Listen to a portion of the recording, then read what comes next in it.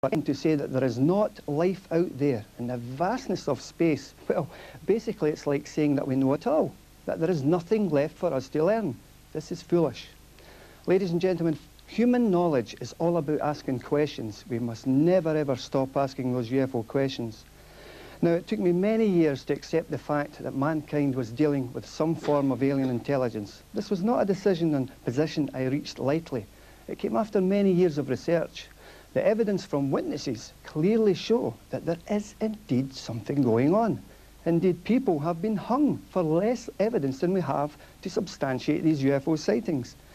So I say to you that UFOs are real, and for anyone to say otherwise is either an armchair skeptic or is someone who has not studied the data at close hand. If people would only look at the evidence, the really good evidence that we have to substantiate these true UFOs, they would really be surprised. So I say to you that UFOs are real, and for anyone who say otherwise must truly be a skeptic, but UFOs are most certainly real. Malcolm, thank you. And opposing that view is Stuart Campbell. Stuart. Contact with extraterrestrial intelligence would be a momentous event in the history of mankind. The arrival of alien beings on Earth would be even more momentous, an event so important that pictures of it would be broadcast throughout the world. It's hard to believe, therefore, that aliens have not only made contact, but are already here among us, in secret. But this is what some ufologists claim. They believe that UFO reports represent evidence of this covert contact. But in nearly 25 years' investigation of UFO reports, I've come across no evidence that aliens were involved. Of course, some reports defy explanation, but that's usually because they lack essential details. Therefore, a residue of unexplained reports is not evidence of alien visitation. Given enough information and persistence, every UFO report has a rational, mundane explanation. Some reports are indeed very strange, even including reports of living creatures. However, one needs to be aware that not only are there many celestial objects and phenomena that can be mistaken for a spaceship or even an alien, but also that the human perceptual system is easily fooled, especially under stress. Also, because of exploitation of the UFO myth by the entertainment media, almost everyone has ideas about UFOs even before they see one. This means that innocent visual stimuli are prone to misinterpretation in line with the myth.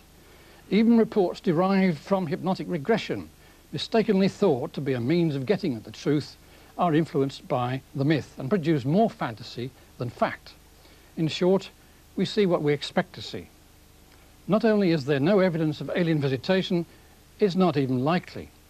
Only by a series of chance events has intelligent life evolved on Earth, a planet where life of all kinds flourishes. Life has almost certainly evolved elsewhere. The chances of the evolution of intelligent life are very low.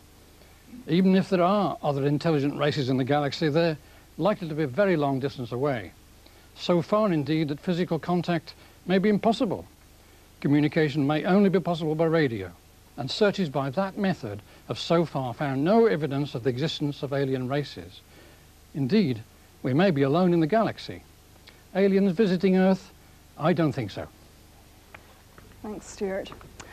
At the end of the programme, both speakers have the opportunity to sum up tonight's discussion, but now let's open up the debate to our studio audience. I think most people would agree that there are unusual things in the sky, sightings that we may not understand, but what makes you guys convinced that these are alien craft carrying people to Earth? Just basically through talking to the witnesses. The evidence that they put forward has convinced me there's something else other than mistaken sky phenomena. And how much similarity is there in the stories that you hear? There's not an awful lot of similarities. There's certain aspects that crop up now and again, but there are differences, enough differences to prove that they're not all reading the same book or talking to each other. Because this is what sceptics, shall we call them, would say, that they're influenced by something else. They've all watched the same film, read the same book, read the same magazine. That's always their skeptics' challenge that they threw up. Well, can we ask Malcolm, who is so convinced, has he any personal experience of this? Malcolm? Well, I have indeed.